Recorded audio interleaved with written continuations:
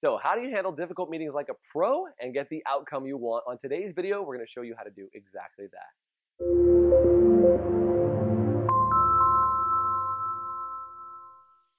Hi, my name is Jason Everett. I'm one of the trainers down here at Business Refuel, and we've all been faced with difficult, stressful, challenging meetings. Maybe you've had to have a conversation with an employee who's not meeting minimum expectations, or maybe worse yet, you've had to sit and let an employee go.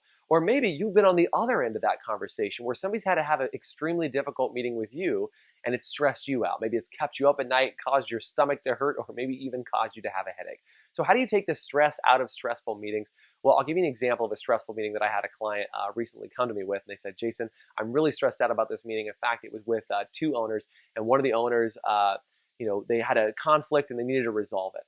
And so they came to me and they said, Jason, how do I have this meeting? Because I know I'm going to be frustrated and upset and angry in this meeting.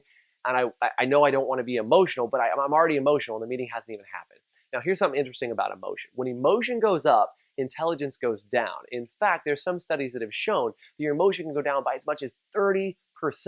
That's why if you've ever been in an emotional state and yelling at somebody or having an argument, and then 5 minutes later you leave the argument and you're like, you know what I should have said? I just should have said this, or I really wish I wouldn't have said that. It's because as soon as you leave the argument, your emotion goes back down to normal, your intelligence goes back up, and you actually are able to think clearly after just a few minutes of leaving the emotion. So how do you take the emotion out of that situation? And how do you feel unstressed in a situation when you're constantly stressed out? Well, I'll show you how to do it. What you're going to do is create an outline for your meeting. Now, I don't mean a full outline for the meeting. I just mean an outline of your outcomes. So step number one is, even if you only have a minute or two before the meeting, write down a couple things that you want out of the meeting.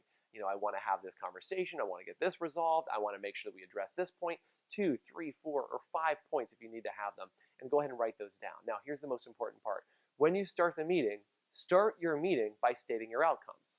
Okay? For example, I would say, hey, it was very nice to meet with you, whoever that is, right? It's good to meet with you today. Here's what I'd like to accomplish out of our meeting. I want to cover point 1, point 2, point 3, point 4. That's why I'd like to make sure we get out of the meeting. Now, again, remove any emotional language, take out any, I want to fix this. I want to just say, here's what I'd like to accomplish. Here's the outcome that I'm after. Okay, so remove any emotional language. Then step 2 is you get agreement on your points. Say, is it okay if we cover those points in today's meeting? Now, that might sound childish, it might sound basic, but by getting that agreement, you enroll them into your world, which is what you're after when you're having an emotional, hot conversation. Now, step number 3, which is probably the most important one, is you've got to ask them, say, are there any outcomes that I haven't listed that you'd like to get out of this meeting today? Now, the reason why that's important is you don't want them to ambush you with the next outcome or another outcome after the fact or after the meeting and be like, oh, by the way, and drop a bomb on you. You want them to be able to state that in advance so you have some time to think about it. You can plan how you're going to respond to it in the beginning of the meeting. And what oftentimes will happen is that will bring the emotion down out of that conversation and set you up for success. Sometimes it's called a power statement, or something that in the beginning when you state your outcomes that makes you set up the meeting for success. Other quick tips you can do on there is make sure you avoid you language and I language, meaning, well, you always do this, you always do that, or I feel this way, I feel that way. Try and avoid you and I. Here's another tip for you, is instead of correcting the person, correct the behavior. So what I mean by that is you want to say, you know what, that behavior is not what I come to expect from you. Or what you did there doesn't seem like you. What happened? What went wrong? Right? So instead of saying you screwed up, say what you did is not acceptable and that doesn't seem like you. Does that make sense? So you pull it away from it being the person's fault and you make it the behavior's fault instead of the person. Because you can correct behavior, you can't correct a person.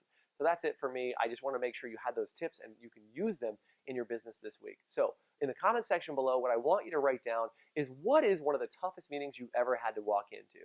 What's the challenge? What did you face? What was the obstacle? And then if you like videos like this and you want to see more of them, check us out on youtube.com/businessrefuel, or you can also go on facebook.com/businessrefuel and get other great video tips like this. Share us on your page, tell your friends about us, and until next time, have a fantastic rest of your day. Take care.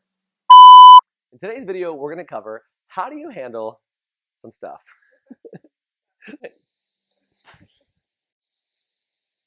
I didn't look down, sorry.